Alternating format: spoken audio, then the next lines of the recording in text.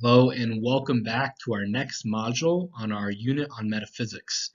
In this module, we're going to be returning back to St. Thomas Aquinas, the great philosopher in Western civilization that made Aristotle quite famous in the Western world.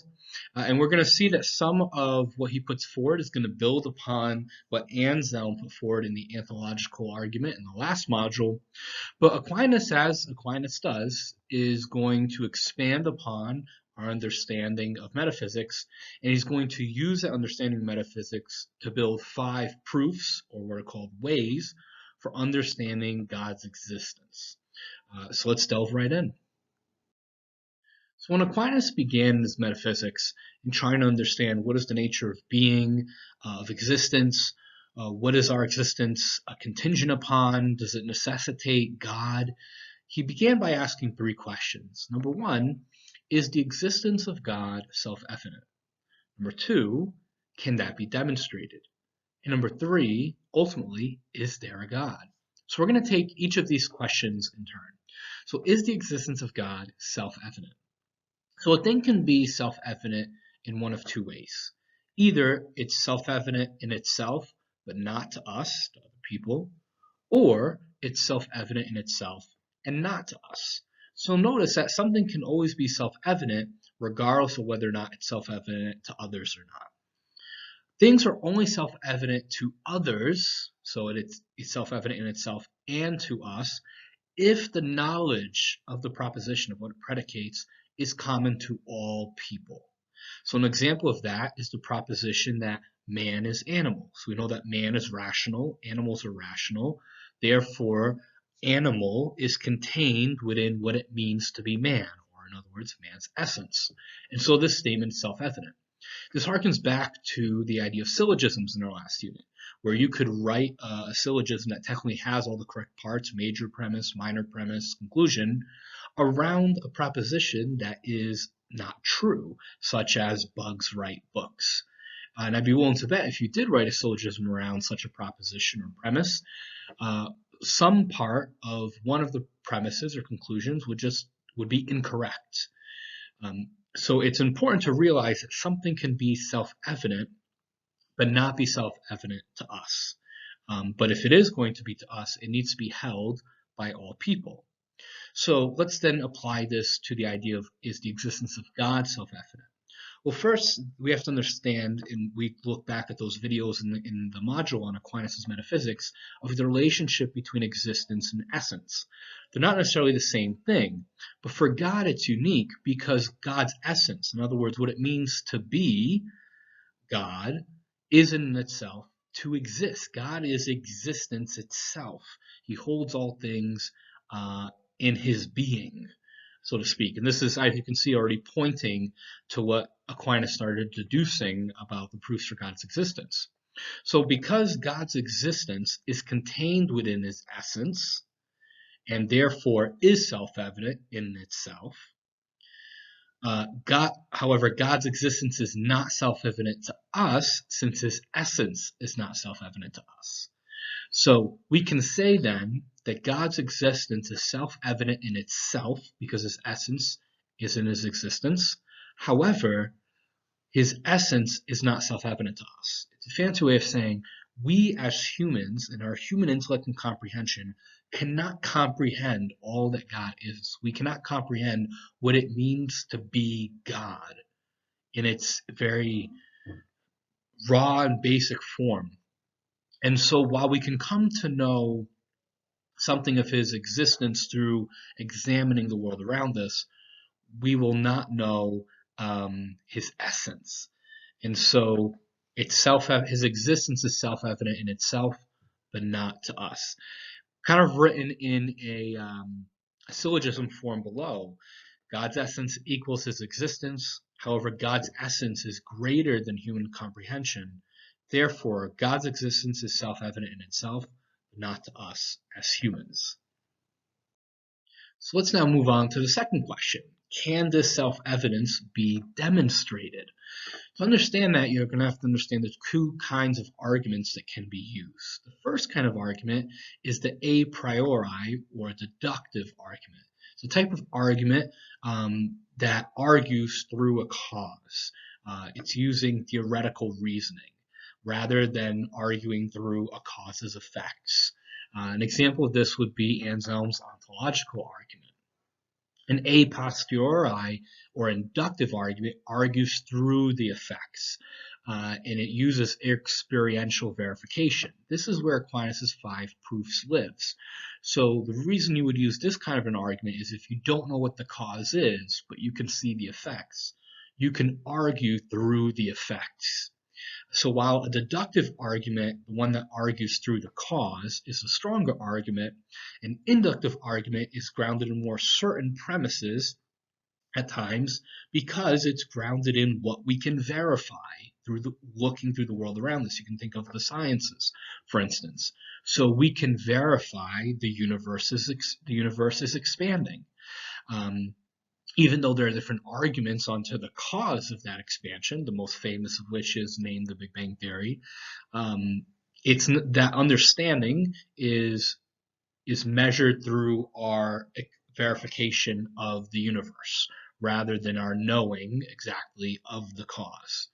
So because God's existence is self-evident in itself, but not to us, because the understanding of God's essence is beyond our understanding, ultimately God's existence can be demonstrated from our experience and verification of the world around us. In other words, we can come to know of God's existence a posteriori through the natural law, through our reasoning, through seeing the physical world.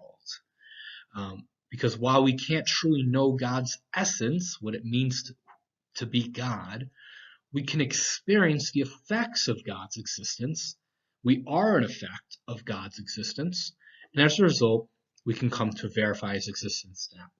So yes, God's existence as self-evident in itself, but not to us, can be demonstrated a posteriori through inductive argument.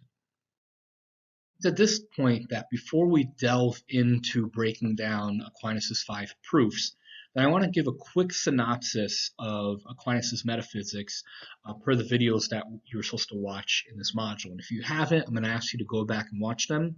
They explain things in certainly a lot more detail than I will. I'm just going to give a quick rundown of a couple of key concepts. But this is going to be important because part of what you're going to be asked to do in this module is to not only share what the 5 proofs are, but how they reflect Aquinas' metaphysics. And you're going to know I'm going to point to that in each of the proofs. So while certainly an entire course could be dedicated just to Aquinas' metaphysics, here's some of the very basics. So as I already kind of pointed out, Aquinas talks in terms of essence and existence. Essence is the definable nature of the thing that exists. In other words, something's essence is what it is. Existence, in other words, the fact that something exists, is not the same as essence. So while essence has existence, it is not existence itself. So while we have essence and exist, humans are not what it means to it is not what existence is itself. The closest caveat to this is God, and this is going to be one of Aquinas' points, is to essentially exist is what we mean by God, because God's essence is existence, and that only works for God. For the rest of us, who are effects of God's existence, we have an essence that's separate from our existence. Our essence exists, but our essence is not existence itself, or the fact that things exist. This is true for all things, not just humans. Plants, birds, rocks, everything has essence and existence. Essence is made up of form and matter. Form gives order to matter, ordering matter to that thing's nature and function. So for example, the matter of organs are ordered by the human form. In other words, organs only really make sense within a human body because they each have a function or a role in maintaining that human life. So whatever does not essentially exist, in other words, whatever is not God, participates in that existence in three ways. One, by being a part of a universal structure that thing lends understanding from. So for instance, Socrates as an individual is part of the universal structure that is the human species. If that makes sense. The second way that we can participate in existence is through our accidents. Accidents refer to what can be sensed about a thing, touch, feel, smell. So when we talk about a chair's chairness, we're referring to its essence. When we're referring to a chair's color, its density, its height, its hardness, the sound it makes when it falls. We're referring to the accidents of a chair. Those accidents are not what the chair is. Its hardness is not what gives it its chairness. Its color is not what gives it its chairness. What it is, its essence, its definable nature is its essence. It's what we can sense about it are its accidents. Lastly, we can participate in that existence by participating in our cause. So if we are to be understood as effects of a cause, we participate in that cause because that cause gives us everything we need in order to be. So if you think back to each one of us are an effect of our parents are our immediate cause in a biological way. We get everything we need biologically and also in a certain way through nature from our parents. In a similar way, and as much as they're raising us, our nurturing is also affected by our parents. So we participate in that existence by participating in our cause. While essences may differ, for instance, the essence of a human is different from the essence of a plant than the essence of a planet. So remember, all things, cognizant or uncognizant, have essences. And while they're all different, they all have what Aquinas calls transcendentals. In other words, things that transcend everything else. All essences have these five transcendentals to some degree. So all things have some degree of being, of unity, of truth, of goodness, and of beauty. So it's gonna be key to remember all these things when we're going through the five proofs of Aquinas. And when you're asked to explain how does this proof affect his metaphysics, think of how do his proofs point to his belief in essences and how they relate to existences. How his proofs show that essences are made up of forms and matter. How may his proofs point to our participation in what essentially exists through either participating in a universal structure, through our accidents, or in our ultimate cause, and how the fact that we have transcendentals, how the fact that we may have being, unity, truth, goodness, and beauty points to the fact that our essence is rooted in God. So here are his five proofs, also known as five ways. So there are five arguments. The argument for motion, the argument from the nature of the efficient cause, the argument from possibility and necessity, argument from gradation to be found in things, also known as supreme model, argument from the governance of the world, also known as intelligent design. So in the reflect section of this module, there's another video that summarizes the five proofs and ways. So you can also watch that to get a different explanation of these five proofs. What I'm simply going to do is I'm going to walk through each of these five and give a simple breakdown and then a connection to his metaphysics. So let's start with the first way, or proof, the argument for motion. Essentially, Aquinas puts forth that anything in motion needs to have been put in motion by another thing. Nothing can transfer from being potentially in motion to being in motion. In other words, from being a potential to an act by itself. Think to Isaac Newton and the laws of physics, also known as the laws of thermodynamics. The first law reads on your screen, a body at rest will remain at rest, and a body in motion will remain in motion unless it is acted upon by an external force. So notice the first law of thermodynamics puts forth that if you're going to move from potentiality to action, or you're going to stop, it needs to be done by an external force. A thing cannot be potentially in motion and in motion at the same time. That would be a self-contradiction. And either it needs to be moving or not. Pretty straightforward. This is where Aquinas develops the understanding of an unmoved mover in order to avoid what's called an infinite regression.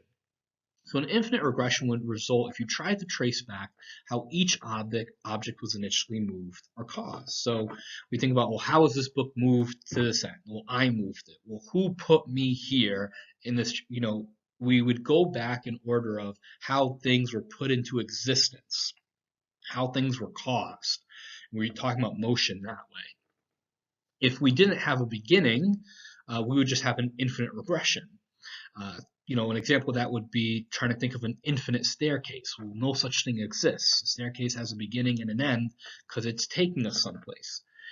So Aquinas is going to argue that because we cannot have an infinite regression of causes or of motion, to use this terminology, there must have been an original thing that was unmoved, that original external force, to use the language of the law of thermodynamics, that put everything else in existence into motion. He calls this first mover God.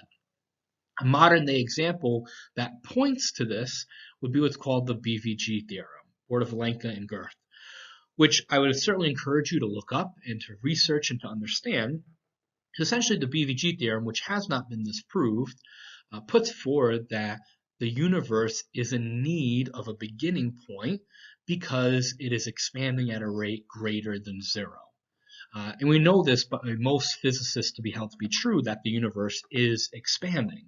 And even if there are bouncing universes or different forms of universes, that ultimately there is expansion from an original point.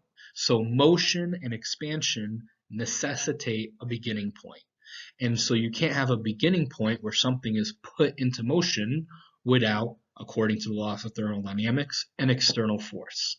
This external force is what Aquinas means by the unmoved mover, an original external force that put everything else into motion, and that original force was not moved upon, so we don't have an infinite regression. In terms of his metaphysics, this points to his argument, or to his point, that God essentially exists. So while things have essence and their essence are not the same as existence, there's ultimately something that essentially exists. God's essence is to exist. He is the unmoved mover, the external force that is not acted upon, but acts. So now on to the second way of proof. This is the argument from the nature of efficient cause. It's going to be similar to the first argument, but a little different.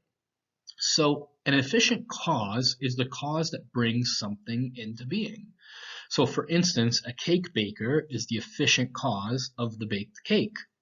Sounds pretty simple. No thing can be its own efficient cause. Just like in the first argument, no thing can be the external force that puts itself into motion. Nothing can bring itself into being, for that would require it to exist before existing. So I can't give birth to myself. My parents had to make me and give birth to me because it wasn't until I existed that I existed. So I can't make myself if I didn't already exist. So in other words, causes come before effects. I cannot be the cause and that cause's effect at the same time. This too requires that there be a first cause in order to avoid an infinite regression, similar to the first argument. If there were no first cause, there would be no ultimate effects caused by the chain of efficient causes. But there must be ultimate effects since things exist. Therefore, there must be a first cause, and that first cause Aquinas calls God. This argument points to how we can participate in the existence of God by receiving from God what is needed to be an effect of his cause. Remember that third way of participating in the existence of what essentially exists? is as an effect. So if we accept that we are effects of an initial cause in the grand scheme of the universe, so I'm talking on a meta level, not that we are effects of our parents, but that all of us, parents, children, humans, rocks, trees, planets, laws of gravity, everything, are all effects of a grand cause that put everything into motion, upon which we are all contingent. Um, that we all participate in that existence. This is what I'm talking about. And so just like Aquinas talks about God essentially existing, that we can participate in that existence in three ways, this argument points to that third way that we can participate in existence. By who we are as an effect, we receive that from our cause, who is God. Everything ultimately is dependent on something else. And I think if you remember that premise for these first two arguments is that we are dependent on ultimately something else. If you went back in time through the universe's expansion and motion, they would necessitate an original point, and you would need an external force to act upon it. That's God. If all things can be thought of in terms of cause and effect, and we are an effect, ultimately, in the grand scheme of time and space in the universe, everything's an effect of an ultimate cause. And that ultimate cause is God. And we're contingent, and we can see that by the fact that we're contingent on other things. Again, I couldn't make myself. I was contingent on my parents. Your grades do not make themselves. They are contingent upon how well you study, how well the kind of work you produce, the grading of it. Everything's contingent on something else. You may think about, the melting polar caps as contingent on global warming. You might think of how much money someone has is contingent on the employment that they have and their ability to continue having that employment. So we as effects are all contingent on an initial cause, which is God. So the third way or argument is from possibility and necessity. You'll notice that this argument and the next are going to be very similar to Anselm's ontological argument and drew from his argument. So similar to that, things can be thought of as being possible or necessary. They can't be both at the same time. Possible things can possibly not be at a given moment. Therefore, it is impossible for them to always exist. So to be possible, it means you can possibly exist here, but not here. If you exist here and everywhere, then you are considered necessary. But if it's possible that you don't exist even in one instance, then you're considered to be possible. If everything were possible and not necessary, there could be a time in which nothing was in existence. That could be a possibility. It would not be necessary for everything to be in existence at all times. If there were any time in history that this was the case, nothing would exist today because creation cannot come from nothing. Remember the first two arguments. Everything either needs a first external force, an unmoved mover, or a first cause to come into being. We cannot create ourselves. We need an original source. Nothingness cannot create somethingness because of what nothing is. It is truly nothing.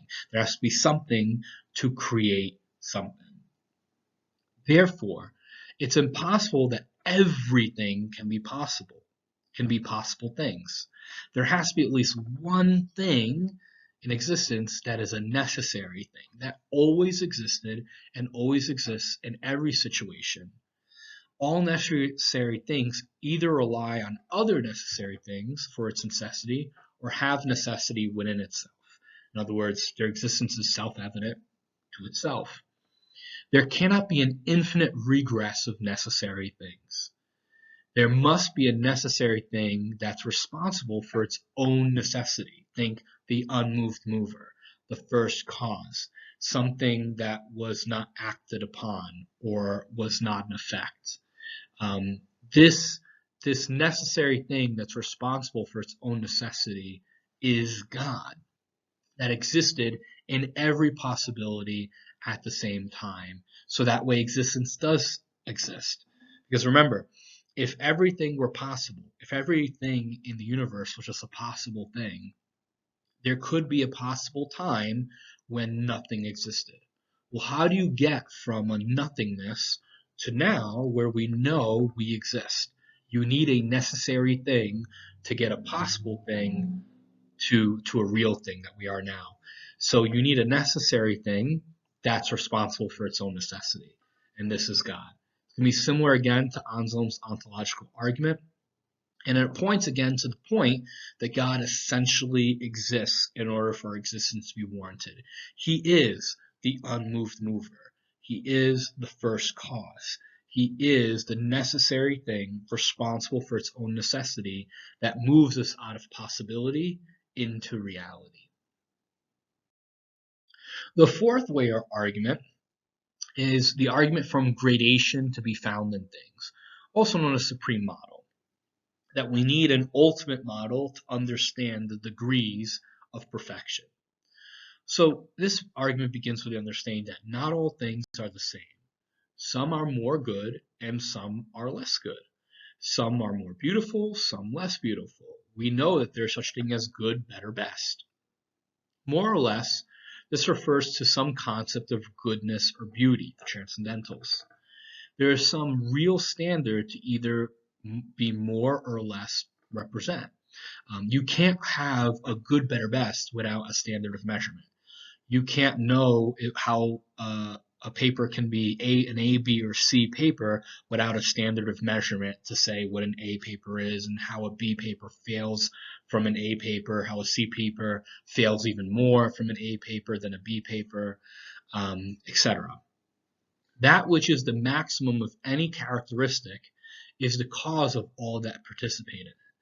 In other words, the ultimate standard of best, the ultimate standard of goodness or beauty is the cause of all the gradations of goodness and beauty.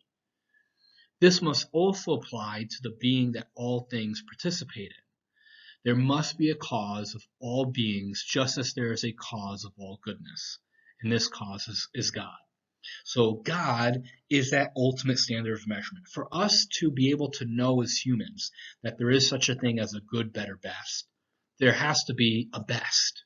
In order for us to know that there's a degrees to perfection, there needs to be such thing as perfection. For us to understand degrees of goodness, there has to be ultimate goodness. So think back to the transcendentals. For there to be such thing as truth, beauty, goodness, unity, being, there has to be ultimate being, ultimate unity, ultimate truth, ultimate goodness, ultimate beauty. Otherwise, we have no understanding of the different steps or levels of those five things and how they play out in our life. So that ultimate standard of being, of truth, beauty, goodness, unity, that is God. He is the ultimate measurement through which all the gradations of those things can be understood. Because without an ultimate standard, gradation isn't possible. Because gradation exists in as much as it's judged against an ultimate model. This is, again, similar to the argument that Anselm put forward in his monologion, and it points to the transcendentals in Aquinas' Metaphysics and how we can reason God's existence by observing the degrees of these transcendentals and how we participate in them through our accidents, through our senses. The fifth way, or proof, the argument from the governance of the world, modernly known as intelligent design. So things such as planets, rocks, trees, that lack intelligence act for an end, an ultimate purpose. They usually act consistently in the same way to get a result, and there is an intention behind their purpose and their acts to get to that purpose. Whatever lacks intelligence cannot move towards an end unless something intelligent guides it. For instance, an arrow, which is unintelligible, can only act by being moved upon and guided by an archer who is intelligent. Since all natural things consistently move towards their end, such as the sun setting and rising, that's the sun's purpose in the or the planets orbiting the sun. That's just what they do. Therefore, there must be something guiding all these natural, unintelligible things, because they can't move or guide themselves. They don't think. They're not intelligible. The guide we refer to, the intelligent guide, is God, who has ordered all things intelligibly. This argument refers to the reality that we can participate in that universal structure of existence that God has created, because God holds up all things through himself, what we refer to in the Christian world as divine providence. Our matter and form as humans is ordered intentionally through the divine form. So remember, we used the example of matter and form, or organs are ordered to the form of the human. Well, humans are also ordered as matter of existence, as matter of the universe, towards the ultimate form that is God, who holds all things into being. It's going to ultimately point to the fact that the universe works in such an intricate and intentional way that unintelligible things could not know to do that. They had to be put in that place in order to act in the way that they do by something that is intelligible at that much grander scale.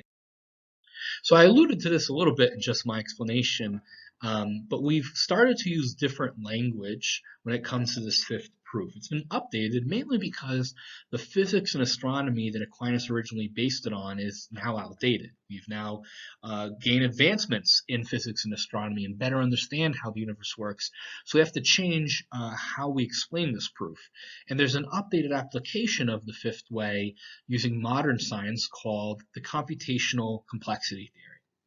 And in short, it refers to the fact that the universe has these constants, these forces that we need in order for the universe as we know it to continue. And so it says that the odds are so low that all the constants of forces that came at the Big Bang continue until now and would have been exactly as they were at the Big Bang. But because they are, it would be preposterous to ascribe this reality to chance.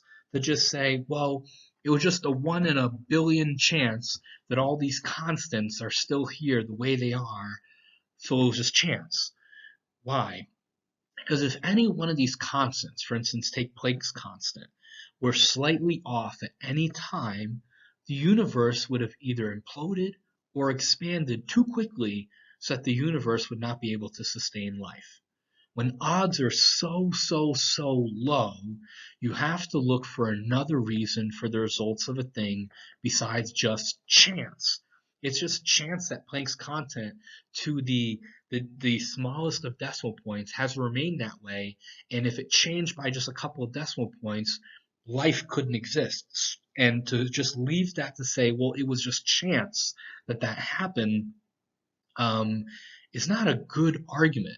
You have to look for another reason than just simply saying, well, we don't got a reason, so it was just the odds and it happened.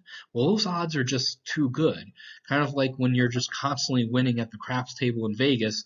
The house, that organization, the casino, excuse me, is going to see, well, what is he really doing to keep winning? Because the odds are just so low that he's going to win that way consistently. So they look for something like a loaded die. Similarly, if the odds are so low that things would be so perfect the way that they are in our universe, scientifically speaking, that all these constants that need to be to the most minute decimal point are the way they are, and if they weren't, life couldn't exist, you have to look for another reason other than just it was chance. Life exists due to the exactitude of the universe's constants. Therefore, there must be some reason for our existence other than just we exist by chance. This reason we would put forward through the fifth argument is God, an intelligent designer, an intelligent God that holds all these constants, all this exactitude, and all this perfection in his being, in his form. So these are the 5 proofs in existence to God. for God from Aquinas, and a brief synopsis of his metaphysics. Now I invite you to complete the rest of the module materials and to work on the module questions.